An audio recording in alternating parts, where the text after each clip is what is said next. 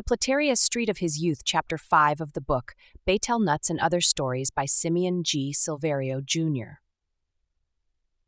Platerias Street in the Quiapo District of downtown Manila in the Philippines may just be a one-stretch road bounded by P. Paterno on the north and Carriedo Streets on the south, but it has evoked a lot of memories for Simeon to treasure. He lived there with his family from the time he was 8 years old in 1955 until they moved to the suburbs of Quezon City when he was 15 in 1962. It was an unusual place for a young boy like him to live in, a commercial, not a residential area. They lived in an apartment on the second floor of his father's printing business. Like the Chinese families in Chinatown, his father need not commute to go to work.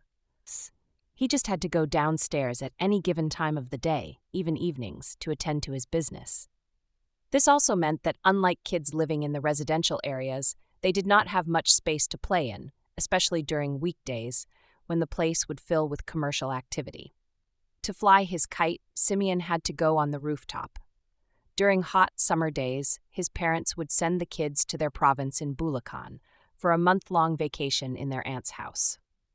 Though it may be an asphalt jungle, Quiapo provided them with a lot of perks they could not have taken advantage of in a typical residential community.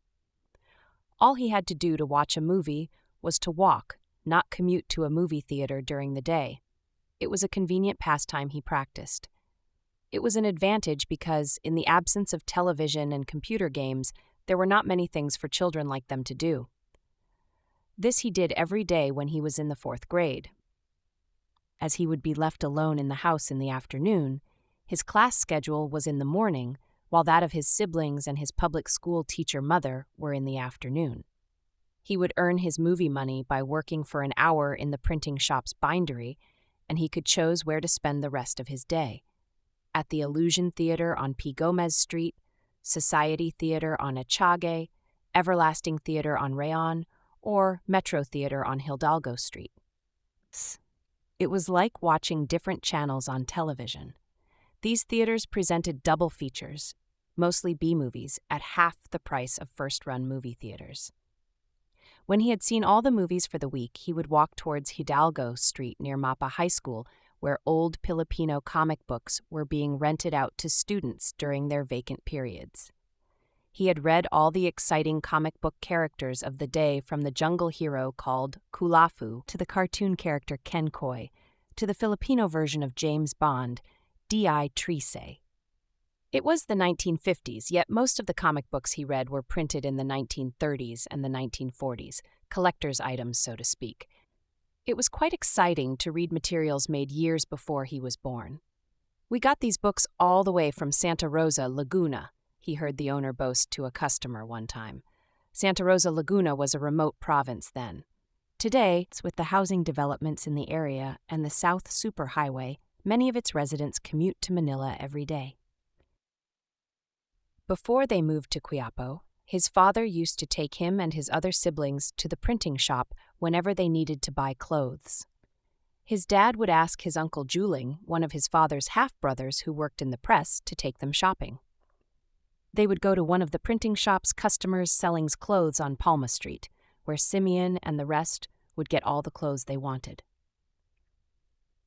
As the eldest in the brood, his father took care of his younger half-siblings, who, like him, became motherless at a young age. 3 of them worked in their printing press, and many young men from their province in Bulacan started their career as inexperienced pressmen in his father's shop. These provincial lads would bring produce from their farms after spending their Sundays in their homes in the province. The workers only had Sundays off, as the press was open from Monday to Saturday. His Uncle Juling later had a falling out with his father due to a misunderstanding. They made up a year later, and the incident turned out to be a blessing in disguise. Juling was forced to look for a job on his own and eventually became a successful writer in the vernacular.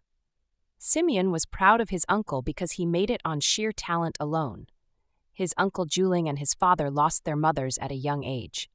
His Uncle Juling grew up poor, and his elder half-siblings took care of him and his other brothers and sisters. He was barely educated, but he was able to write Tagalog books like those featuring trivia on movie stars and other interesting facts. Unfortunately, he sold the rights for only 2,000 pesos, $40 each to book publishers because he needed the money. The publishers profited 1,000 times over from the books, which are still being sold to this day. On special occasions, the family would eat at the Wanam's Chinese restaurant on Evangelista Street. Simeon still could remember the flashy, colorful neon sign, the first one he had seen in his life. The restaurant served delicious fried chicken, camarón rebozado, pancit canton, lapu-lapu con salsa, and chop suey dishes. Simeon still enjoys them today, but he could swear they are not as delicious as those served at Wanam's. The fried chicken alone was way much better than what the Kentucky Fried Chicken and other fine restaurants have to offer. It was juicy and delicious. Looking back, he suspects Wanam used native chickens, as the poultry farm-raised commercial ones were not very common then. The sweet hot sauce tasted superior to the ones available today. So was the sauce of the lapu-lapu. Sometimes his mother would just buy the sauce at Wanam and fry her own lapu-lapu fish at home. When they moved there, Platerias was just a dirt road. A year later, gutters were built, and the street was paved with asphalt. A prostitution den was already operating on Platerias Street long before they came. Today, a lot of business establishments in the area have closed after many years in operation, but the prostitutes still ply their trade under the very noses of authorities, whose protection they must have always enjoyed. On the corner of Platerias and P. Paterno Streets, there was an eatery owned by a Filipina lady called Manang. She was the common-law wife of a Chinese, and they had 4 children who had become their childhood playmates. Manang's eatery only served snack foods, but it had at least 3 pinball machines on the side. Years later, the wife of Manang's husband arrived from China, and she lived harmoniously with Manang, her children, and their husband. No harm, no foul, as they say. Manang's son Vic and her daughter Hermie still live in Platerias, although their business had been reduced to a small sari-sari variety store. Across the street, also on a corner, was Paradise Restaurant, also owned by a Chinese and his Filipina wife. They had a son, Pancho, whose mouth was always drooling with saliva. He was a spoiled child who turned out to be gay when he grew up. Simeon still misses the bola bola con salsa and the liver dish Paradise Restaurant served. Workers at their printing press would buy their lunch there, all wrapped in banana leaves and paper, which they ate on the mezzanine floor of the printing shop during lunchtime. After lunch, the workers would turn off the lights and make use of the remainder of their 1-hour lunch break to take a nap. Simeon liked to watch the workers eat their lunch because they had good appetite. His uncle, Uncle Amang, would unwrap his baon, food from home, the wrapper made of banana leaves and piece of paper. One time, he had a huge pile of rice and 1 piece of fried bangus, milkfish. Simeon watched his Uncle Amang systematically finish his food, picking a small piece of the fish, putting it in his rice, and making a ball out of them with his bare hand. He would then put it in his mouth and chew the food to his heart's content. When he was finished, there was hardly a piece of rice left in the banana leaves. One time, Simeon's father's nephew, Andong, brought rice and omelette for lunch. He ate it the same way as that of Simeon's Uncle Amang, and before he knew it, Simeon got hungry, went upstairs to their apartment, and ate lunch again. To build his appetite, he always looked back to those days and imagined himself to be his Uncle Amang, or Ka, elder relative, Andong, gulping that piece of fish or omelette. Simeon did not have much appetite as a kid. His mother used to encourage him to eat with his cousins whenever an opportunity arose. During that time, he had to fight for the food, which was usually not enough for a group of boys. For some reason, the workers did not bring cups or glasses to drink water with. They would make cups by folding a small piece of paper, drink their water, and throw the cups away. In the evening, he could hear the haunting music played in the jukebox of the eatery on the corner of P. Paterno and Platerias Streets. The 1950s music makes him feel nostalgic for the days he lived on Platerias Street with people who are now gone.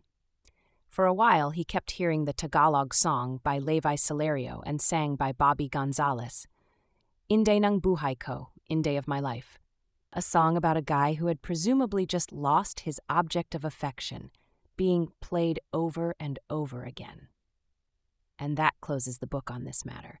Subscribe to this channel to listen to more enjoyable stories like this.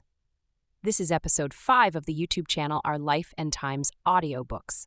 Betel Nuts and Other Stories is published by Papyrus Books with email address papyrusbooks@yahoo.com.